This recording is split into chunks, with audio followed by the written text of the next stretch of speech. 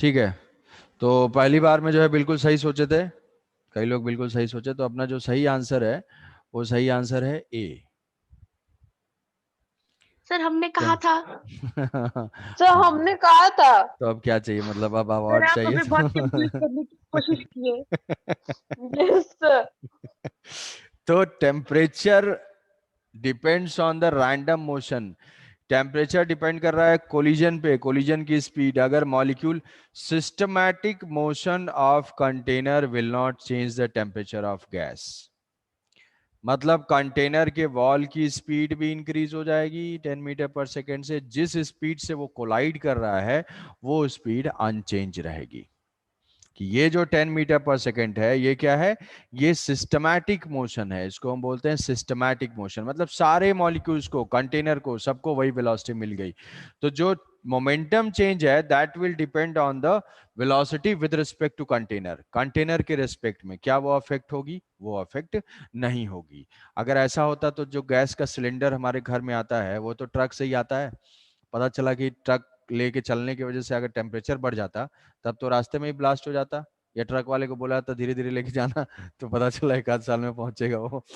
तो तो इसलिए ये जो है सिस्टमैटिक मोशन, हम इसको लिखेंगे systematic motion of gas will not alter, will not change the temperature। ठीक है, रैंडम मोशन की वजह से है, मतलब velocity with respect to wall.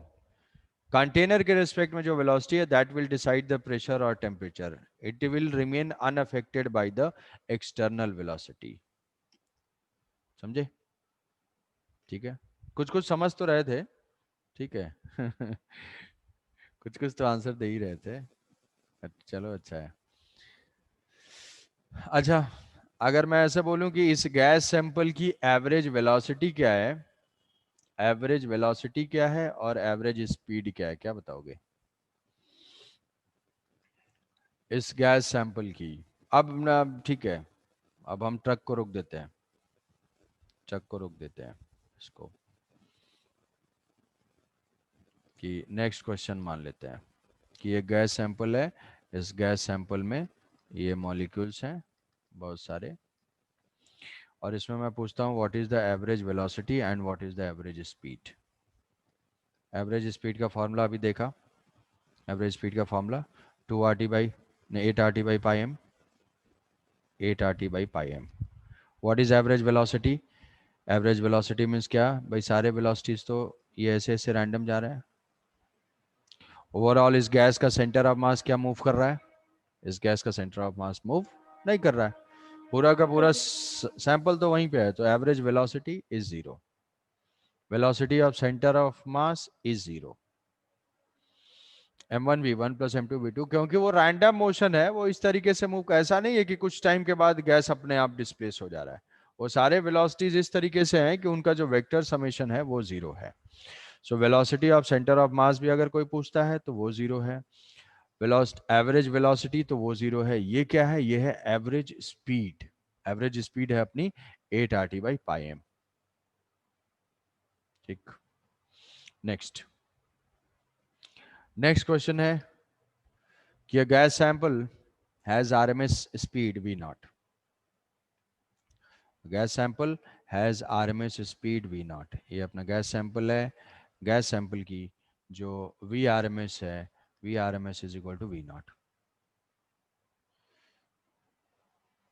if temperature is doubled,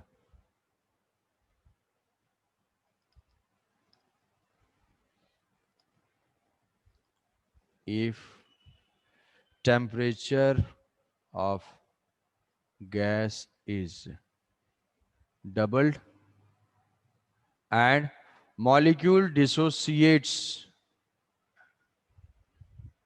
and diatomic, diatomic molecule dissociates or breaks into a monoatomic gas, monoatomic,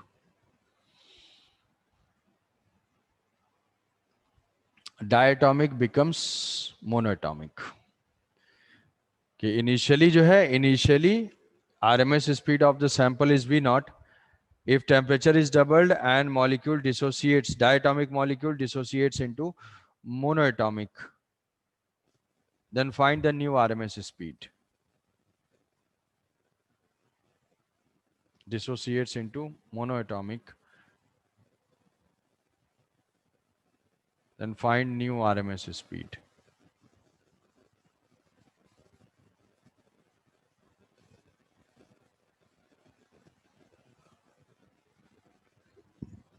Find new RMS speed.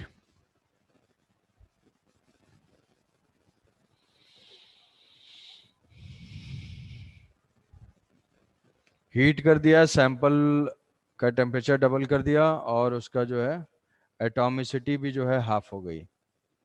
Then find the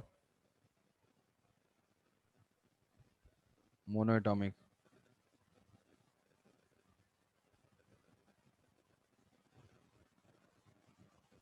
sir मतलब temperature doubled हुआ है और उसका number of molecules मतलब number of atoms भी double हो गया।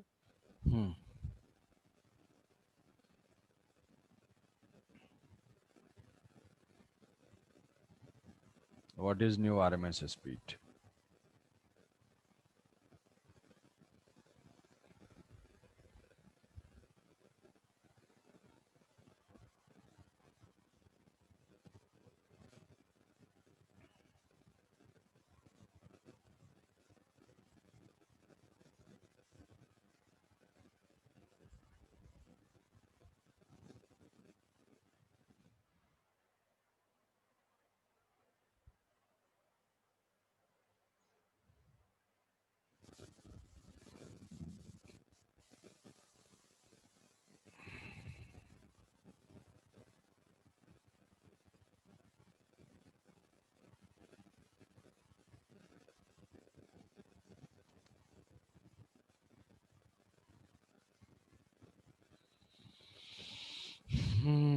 जल्दी।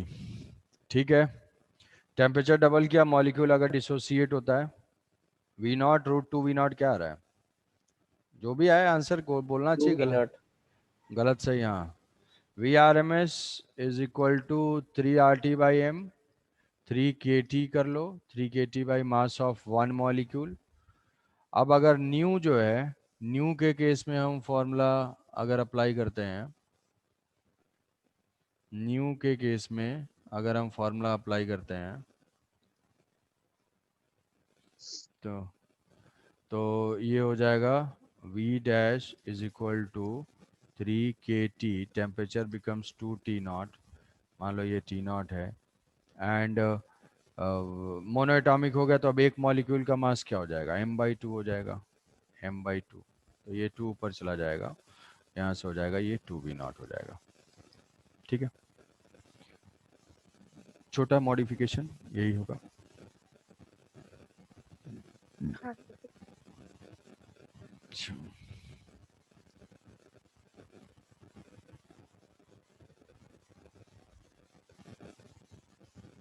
सर एक हाँ। बार वो सॉल्यूशन दिखाए ना।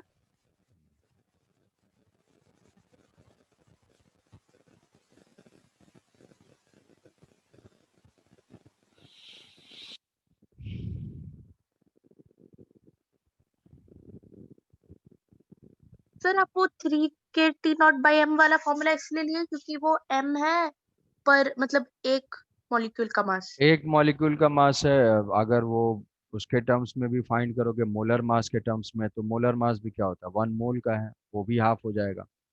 पहले 1 मोल ऑफ मॉलिक्यूल्स थे, अभी डिसोसिएट हो गए, इस सैंपल में 2 मोल्स हो गए, तो उसका जो मोलर मास होगा हाँ वो तो m/2 हो जाएगा। कोई भी फॉर्मूला यूज करो, ये बस क्लैरिटी के हाँ लिए मैंने एक एटम के लिए ले लिया। अच्छा, अच्छा एक और यस सर। जल्दी से बता दोगे इसका आंसर कि ratio of RMS speed of, find ratio of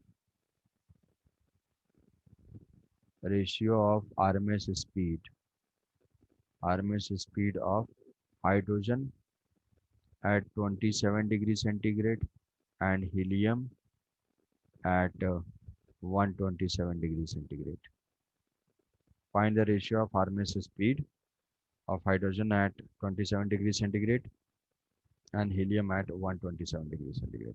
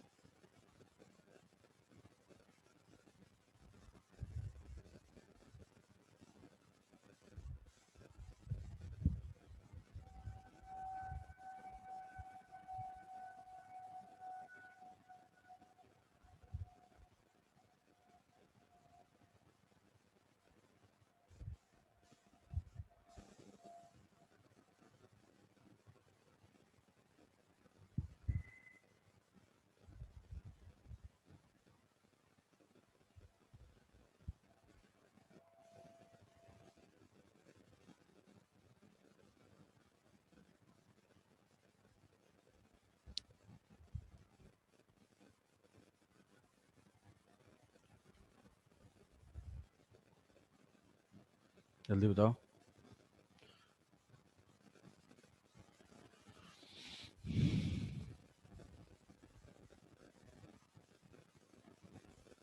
sir इसको पहले शायद केल्विन में कन्वर्ट करेंगे.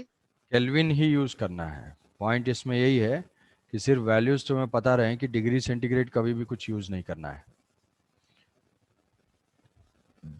डिग्री में यूज नहीं करना है. तो जो वी आर एम एस है, V1 VH2 by V helium. Sir हम तो कर रहे हैं. अच्छा ठीक है.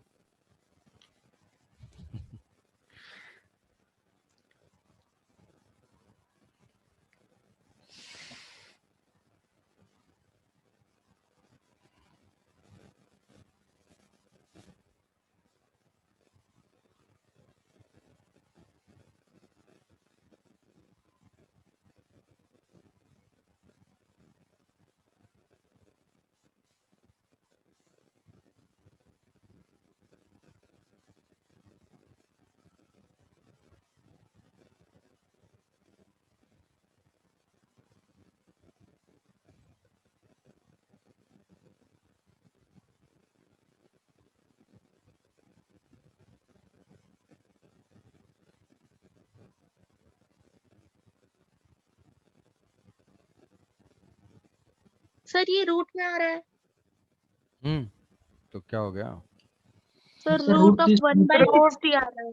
हम्म सर रूट 1/60 आ रहा है. रूट 1/60. अच्छा. सर एक बार देख सर लेते हैं. Sir root 3/1. Root 3/1. Root 2 yes. Root 3/√2. Okay. हाँ, ये रूट 3/√2 ही है शायद. हाइड्रोजन ये 3RT Yes, by sir. M है, तो directly proportional to temperature. Directly proportional to temperature, inversely proportional to mass. तो के वे तो भाई हट ही जाएगा. तो यहाँ से हम लिख सकते हैं कि temperature of H2 divided by molar mass of H2 into ये जो है molar mass of helium by temperature of helium. इतना ही करना है.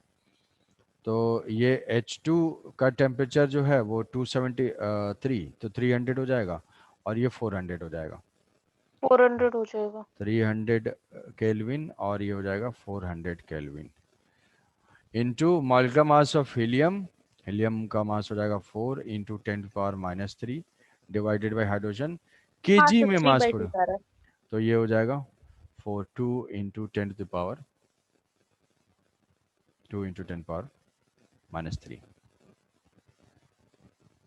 तो ये जो है कैंसिल आउट होगा.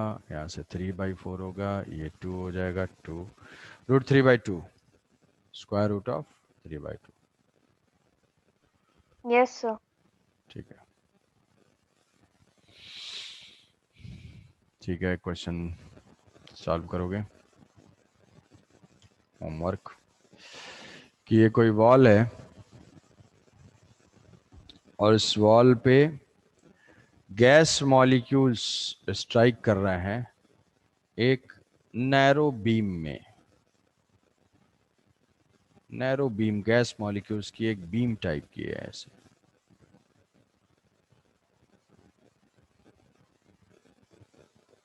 वी नॉट स्पीड से, वी नॉट स्पीड से ये स्ट्राइक कर रहे हैं और वो एंगल है 30 डिग्री पे और रिफ्लेक्ट होके ऐसे चले जा रहे हैं।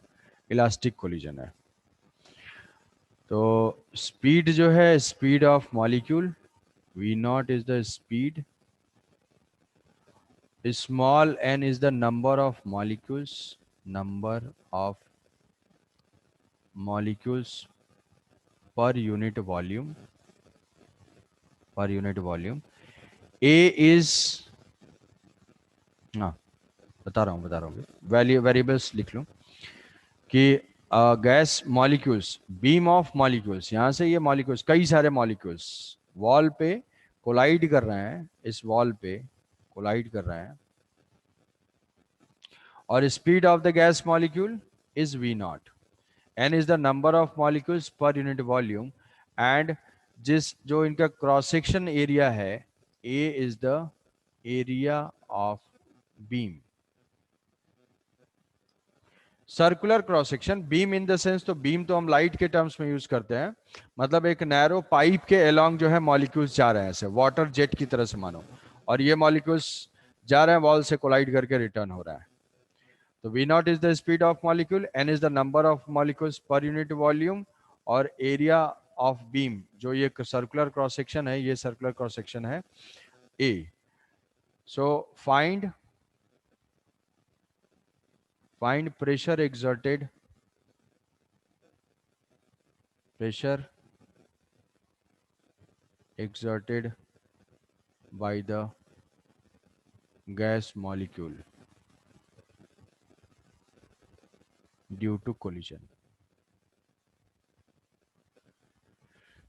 इस कोलिजन की वजह से जो गैस मॉलिक्यूल्स का इस वॉल पे हो रहा है, उसके वजह से कितना प्रेशर जनरेट होगा। क्वेश्चन क्लियर हुआ कि narrow beam of gas molecule moving with speed v not strikes with the wall at an angle of 30 degree. Small n is the number of molecules per unit volume in the beam, beam के अंदर जो है वो number of molecules ये हैं। Area of the beam is capital A, speed of the molecules is v naught. So find the pressure exerted by the gas molecules due to collision. Wall पे जो collide कर रहे हैं उसके वजह से वहां पे कितना प्रेशर वो एक्सर्ट करेंगे, ये बताना है। हाँ सर ठीक है सर, बस वो परपेंडिकुलर ले लेंगे। जो समझना चाहो, एरिया वेरिया देख के, एरिया देखना कौन सा एरिया है क्या है, ठीक है। तो इसको सॉल्व करोगे, नेक्स्ट क्लास में हम लोग आगे पढ़ेंगे degree of freedom and law of equipartition.